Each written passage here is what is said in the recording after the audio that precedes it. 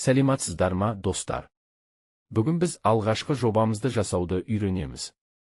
Жоба дегеніміз белгілі бір мақсатқа жету үшін орындалатын жұмыс. Робот тек қозғалып қана қоймай, дыбыс та шығара алады. Дыбыс EB3 модуліндегі динамика арқылы шығады. Ол үшін біз дыбыстық блокты қолданамыз.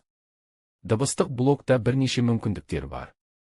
Біріншісі дыбыс түрін таңдау.